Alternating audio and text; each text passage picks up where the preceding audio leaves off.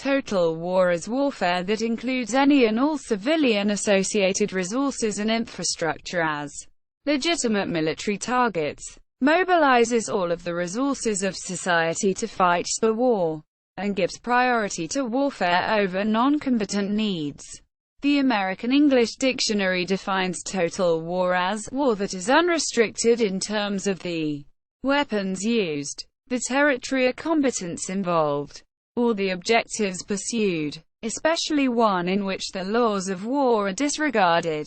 Quote, in the mid-19th century, scholars identified total war as a separate class of warfare.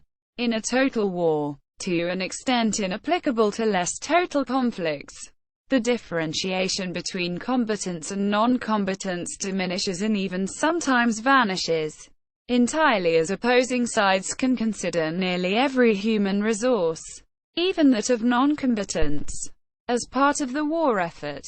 Actions that may characterize the post-19th century concept of total war include strategic bombing, as during World War II, the Korean War, and the Vietnam War, Operations Rolling Thunder and Linebacker II, blockade and sieging of population centers, as with the Allied blockade of Germany and the siege of Leningrad during the First and Second World Wars, scorched earth policy, as with the March to the Sea during the American Civil War and the Japanese Three-Alls policy during the Second Sino-Japanese War, commerce raiding, tonnage war, and unrestricted submarine warfare, as with privateering, the German U-boat campaigns of the First and Second World Wars, and the United States submarine campaign against Japan during World War II, collective punishment, pacification operations,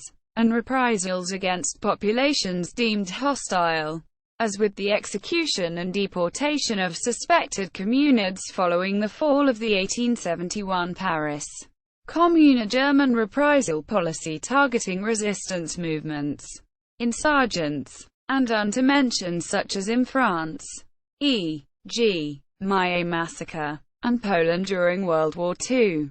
The use of civilians and prisoners of war as forced labor for military operations, as with Japan and Germany's massive use of forced labor as of other nations during World War II.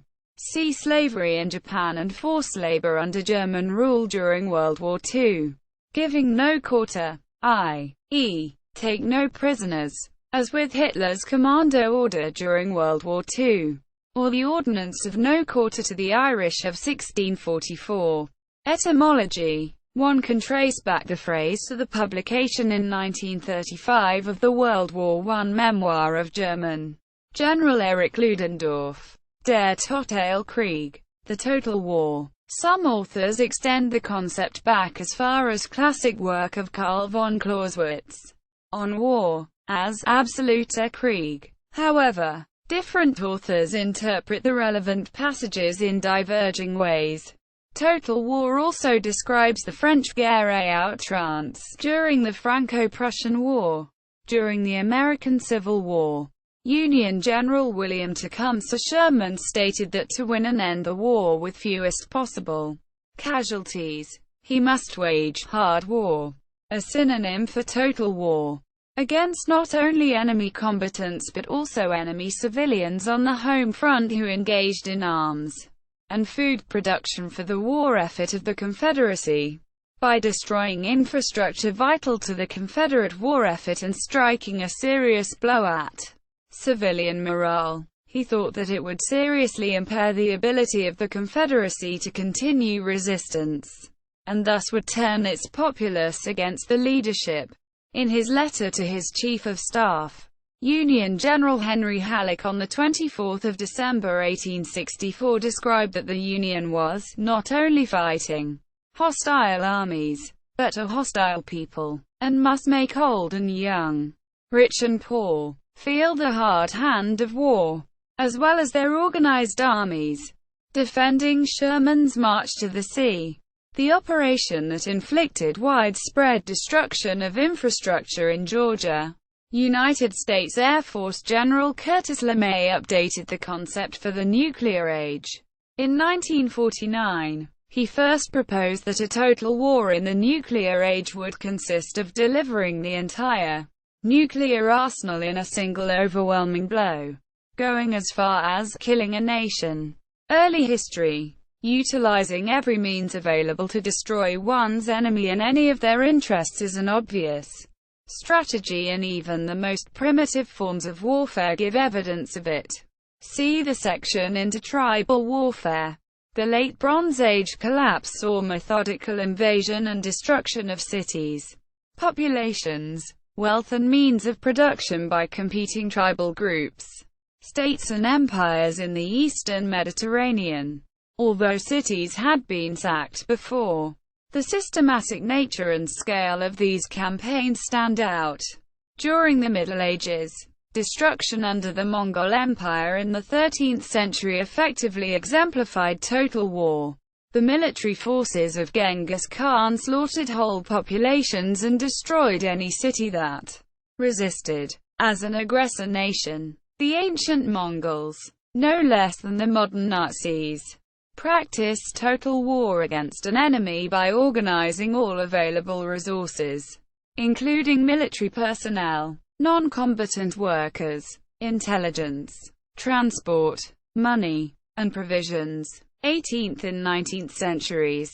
Into tribal warfare. Author and historian Mark van der Logt wrote, although military historians tend to reserve the concept of total war for conflicts between modern industrial nations, the term nevertheless most closely approaches the state of affairs between the Pawnees and the Sioux and Cheyennes.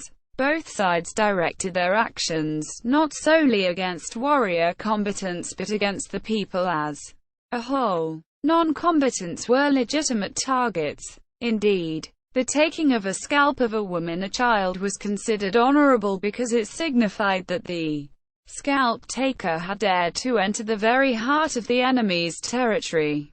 Quote, French Revolutionary Wars and Napoleonic Wars. The French Revolutionary Wars introduced some of the first concepts of total war, such as mass conscription. The fledgling republic found itself threatened by a powerful coalition of European nations.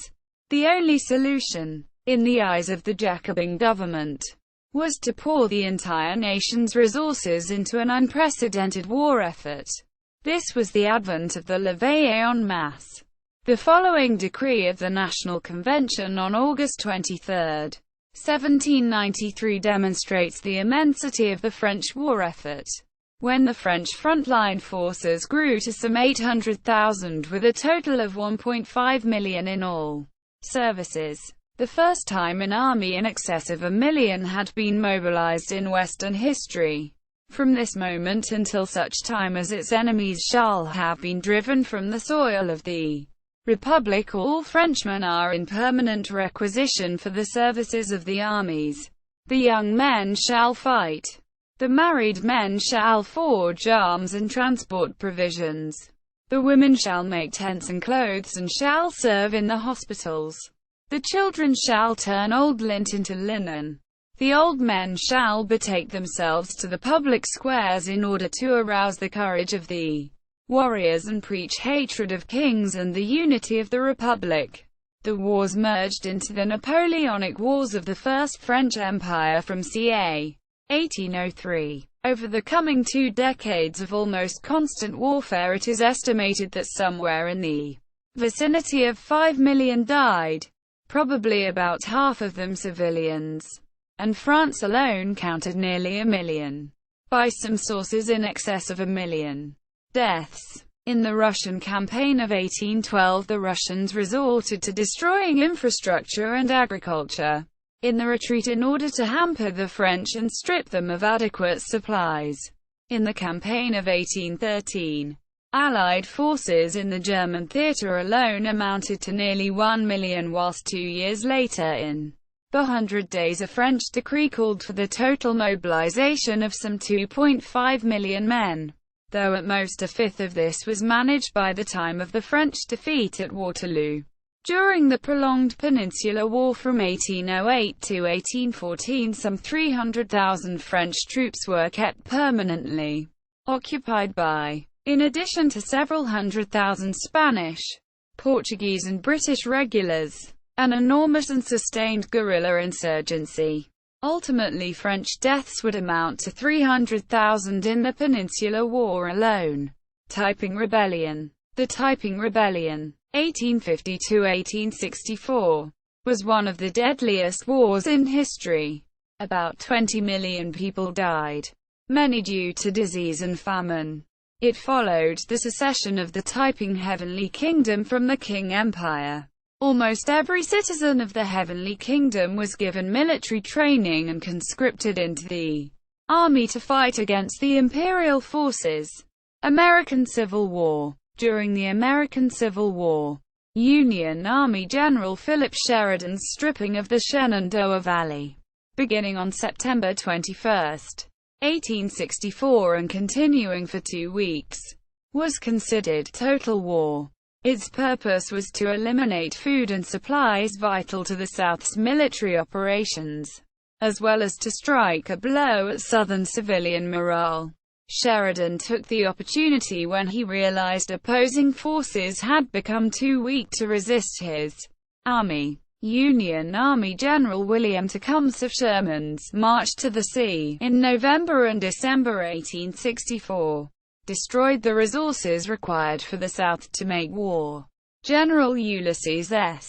Grant and President Abraham Lincoln initially opposed the plan until Sherman convinced them of its necessity. Scholars taking issue with the notion that Sherman was employing total war include Noah Andre Trudeau. Trudeau believes that Sherman's goals and methods do not meet the definition of total war and to suggest as much as to misread Sherman's intentions and to misunderstand the results of what happened. Quote, 20th century. World War I. Almost the whole of Europe and the European colonial empires mobilized to wage World War I.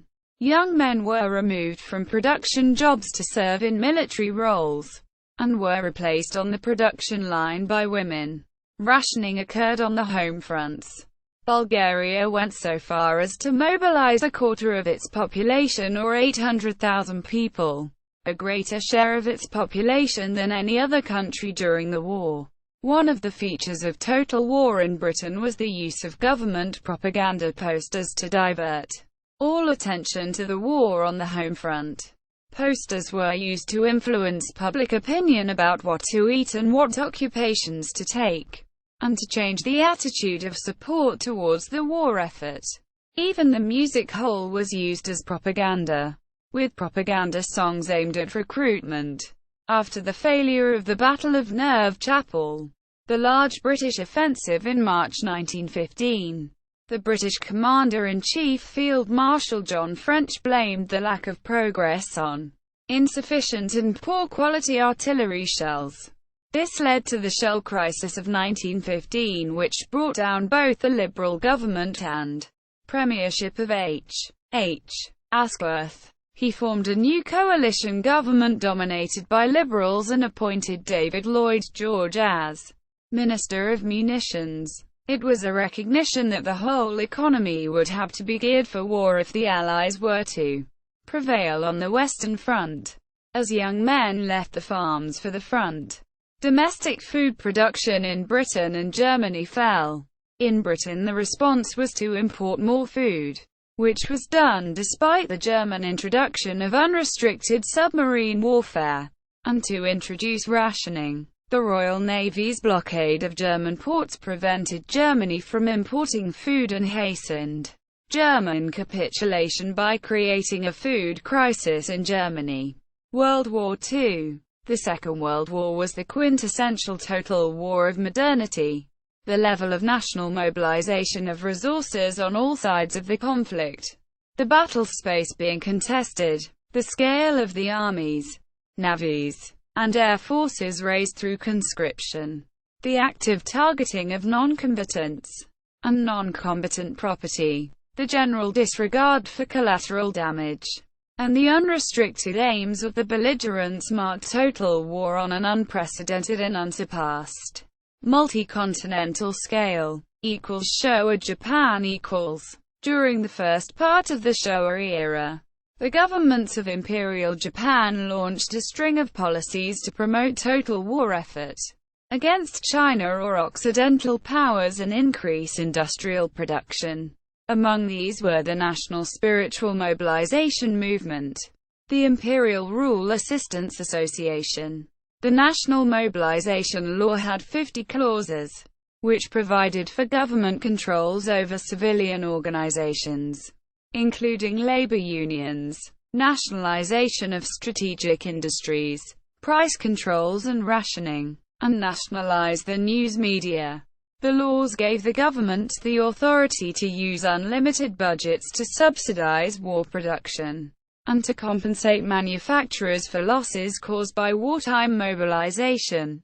18 of the 50 articles outlined penalties for violators. To improve its production, Showa Japan used millions of slave laborers and pressed more than 18 million people in East Asia into forced labor. United Kingdom. Before the onset of the Second World War, the United Kingdom drew on its First World War experience to prepare legislation that would allow immediate mobilization of the economy for war, should future hostilities break out. Rationing of most goods and services was introduced, not only for consumers but also for manufacturers. This meant that factories manufacturing products that were irrelevant to the war effort had more appropriate tasks imposed. All artificial light was subject to legal blackouts. Not only were men conscripted into the armed forces from the beginning of the war, something which had not happened until the middle of World War I, but women were also conscripted as land girls to aid farmers, and the Bevin boys were conscripted to work down the coal mines. Enormous casualties were expected in bombing raids, so children were evacuated from London and other cities en masse to the countryside for compulsory billeting in households. In the long term, this was one of the most profound and longer-lasting social consequences of the whole war for Britain. This is because it mixed up children with the adults of other classes. Not only did the middle and upper classes become familiar with the urban squalor suffered by working-class children from the slums, but the children got a chance to see animals in the countryside, often for the first time, and experience rural life. The use of statistical analysis by a branch of science which has become known as operational research to influence military tactics was a departure from anything previously attempted. It was a very powerful tool, but it further dehumanized war, particularly when it suggested strategies which were counterintuitive. Examples where statistical analysis directly influenced tactics include the work done by Patrick Blackett's team on the optimum size and speed of convoys, and the introduction of bomber streams by the Royal Air Force to counter the night fighter defenses of the Kamuba Line. Germany. In contrast, Germany started the war under the concept of blitzkrieg. Officially, it did not accept that it was in a total war until Joseph Goebbels' Sportpalast speech of 18 February 1943. The commitment to the doctrine of the short war was a continuing handicap for the Germans. Neither plans nor state of mind were adjusted to the idea of a long war until the failure of the Operation Barbarossa. A major strategical defeat in the Battle of Moscow forced Albert Speer, who was appointed as Germany's armament minister in early 1942, to nationalize German war production and eliminate the worst inefficiencies. Under Speer's direction, a threefold increase in armament production occurred and did not reach its peak until late 1944. To do this during the damage caused by the growing strategic Allied bomber offensive is an indication of the degree of industrial undermobilization in the earlier years. It was because the German economy through most of the war was substantially undermobilized that It was resilient under air attack. Civilian consumption was high during the early years of the war, and inventories both in industry and in consumers' possession were high. These helped cushion the economy from the effects of bombing. Plant and machinery were plentiful and incompletely used. Thus it was comparatively easy to substitute unused or partly used machinery for that which was destroyed. Foreign labor, both slave labor and labor from neighboring countries who joined the anti-Comintern pact with Germany, was used to augment German industrial labor, which was under pressure by conscription into the Wehrmacht. Armed forces equals Soviet Union equals the Soviet Union. USSR was a command economy which already had an economic and legal system allowing the economy and society to be redirected into fighting a total war. The transportation of factories and whole labor forces east of the Urals as the Germans advanced across the USSR in 1941 was an impressive feat of planning. Only those factories which were useful for war production were moved because of the total war commitment of the Soviet government. The Eastern Front of the European theatre of World War II encompassed the conflict in Central and Eastern Europe from June 22, 1941 to May 9, 1945. It was the largest theatre of war in history in terms of numbers of soldiers, equipment and casualties, and was notorious for its unprecedented ferocity, destruction, and immense loss of life. See World War II casualties. The fighting involved millions of German, Hungarian, Romanian and Soviet troops along the broad front, hundreds of kilometers long. It was by far the deadliest single theater of World War II. Scholars now believe that at most 27 million Soviet citizens died during the war, including at least 8.7 million soldiers who fell in battle against Hitler's armies or died in POW camps. Millions of civilians died from starvation, exposure, atrocities, and massacres. The Axis lost over 5 million soldiers in the east as well as many thousands of civilians.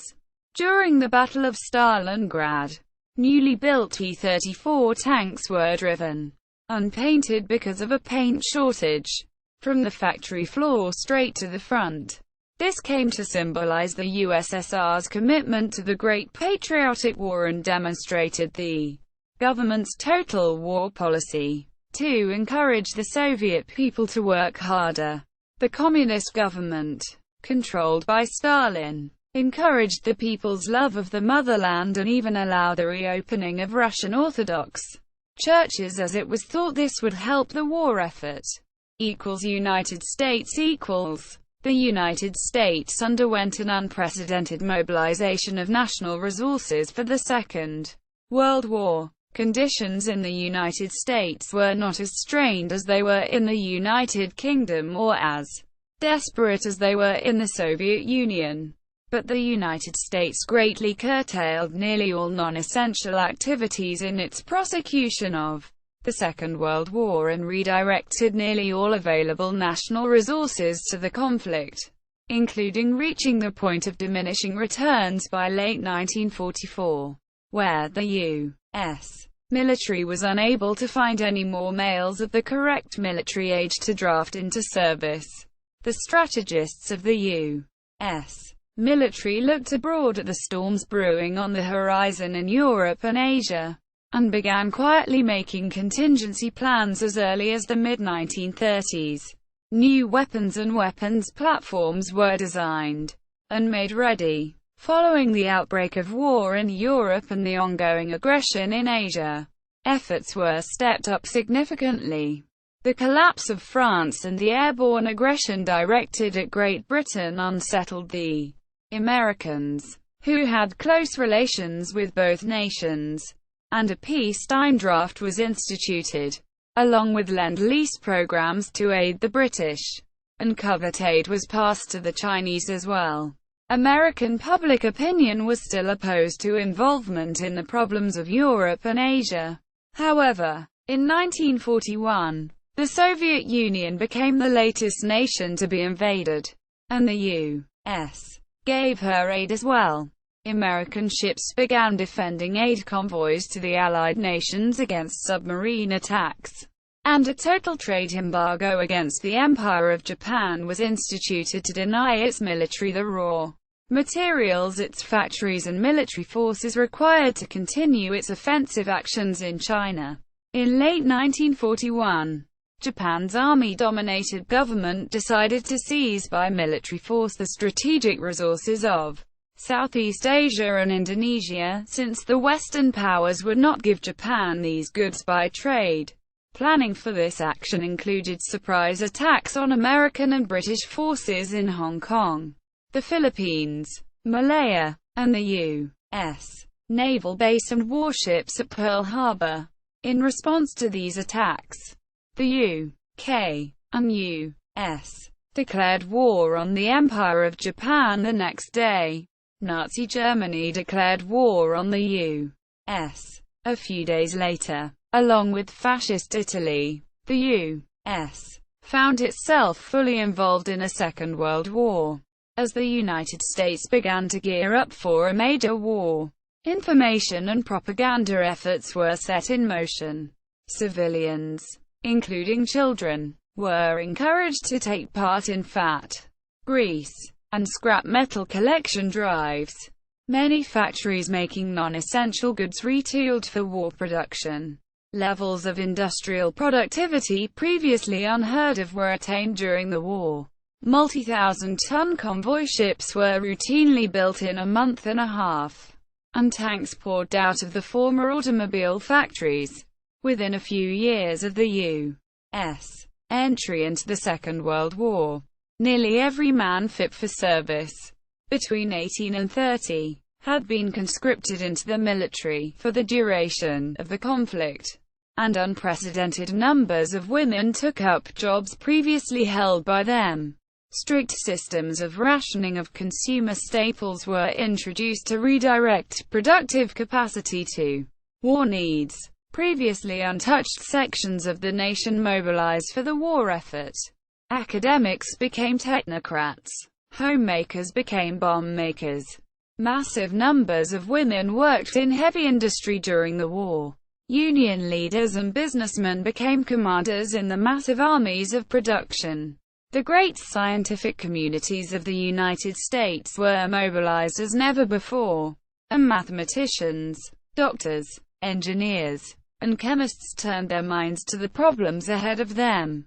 By the war's end, a multitude of advances had been made in medicine, physics, engineering, and the other sciences. Even the theoretical physicists, whose theories were not believed to have military applications at the time, were sent far into the western deserts to work at the Los Alamos National Laboratory on the Manhattan Project that culminated in the Trinity nuclear test and changed the course of history. In the war, the United States lost 407,316 military personnel, but had managed to avoid the extensive level of damage to civilian and industrial infrastructure that other participants suffered. The U.S. emerged as one of the two superpowers after the war. Unconditional surrender After the United States entered World War II, Franklin D. Roosevelt declared at Casablanca Conference to the other allies and the press that unconditional surrender was the objective of the war against the Axis powers of Germany, Italy, and Japan. Prior to this declaration, the individual regimes of the Axis powers could have negotiated an armistice similar to that at the end of World War I, and then a conditional surrender when they perceived that the war was lost. The unconditional surrender of the major Axis powers caused a legal problem at the post-war Nuremberg trials, because the trials appeared to be in conflict with Articles 63 and 64 of the Geneva Convention of 1929. Usually, if such trials are held, they would be held under the auspices of the defeated power's own legal system, as happened with some of the minor Axis powers. For example, in the post-World War II Romanian People's Tribunals. To circumvent this, the Allies argued that the major war criminals were captured after the end of the war, so they were not prisoners of war and the Geneva Conventions did not cover them. Further, the collapse of the Axis regimes created a legal condition of total defeat, debillatio. So the provisions of the 1907 Hague Convention over military occupation were not applicable. Post-war era. Since the end of World War II, no industrial nation has fought such a large, decisive war. This is likely due to the availability of nuclear weapons, whose destructive power and quick deployment render a full mobilization of a country's resources, such as in World War II, unnecessary. Such weapons are developed and maintained with relatively modest peacetime defense budgets. By the end of the 1950s, the ideological standoff of the Cold War between the Western world and the Soviet Union had resulted in thousands of nuclear weapons being aimed by each side at the other.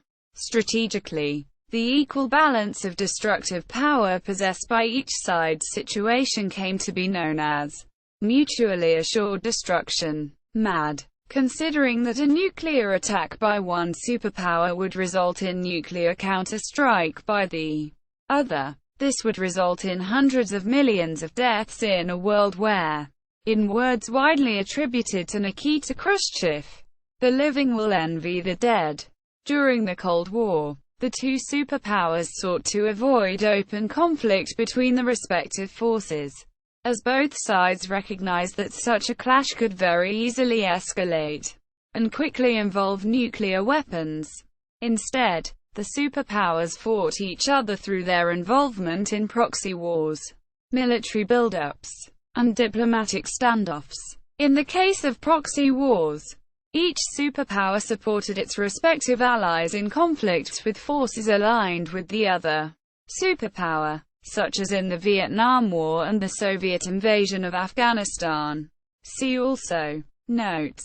Bayliss, John. Wirtz, James J. Gray, Colin S. eds. 2012. Strategy in the Contemporary World. 4. Illustrated ed. Oxford University Press. p. 55. ISBN 9780199694785. Further reading. Bell, David A. 2007. The First Total War, Napoleon's Europe and the Birth of Warfare as We Know It. Broers, Michael. The Concept of Total War and the Revolutionary Napoleonic Period. War in History 15.3. 2008. 247-268. Craig, Campbell. Glimmer of a New Leviathan. Total War in the Realism of Niebuhr. Morgenthau and Waltz. Columbia University Press. 2004. Intellectual History. Forster, Stig, and Jürg Nagler. On the Road to Total War. The American Civil War and the German Wars of Unification. 1861–1871. Cambridge University Press. 2002. Hewitson, Mark. Prince's Wars. Wars of the People, or Total War. Mass Armies and the Question of a Military Revolution in Germany. 1792–1815. War in History 20.4. 2013. 452–490. Marcuson, Eric. Koff, David. 1995. The Holocaust and Strategic Bombing. Genocide and Total War in the 20th Century. Neely, Jr., Mark E. Was the Civil War a Total War? Quote, Civil War History. 50. 2004. Sutherland, Daniel E. McWhiney, Grady. 1998. The Emergence of Total War. U.S. Civil War Campaigns and Commanders Series. Walters, John Bennett. Merchant of Terror. General Sherman and Total War. 1973. Israel's 1948 War of Independence as a total war.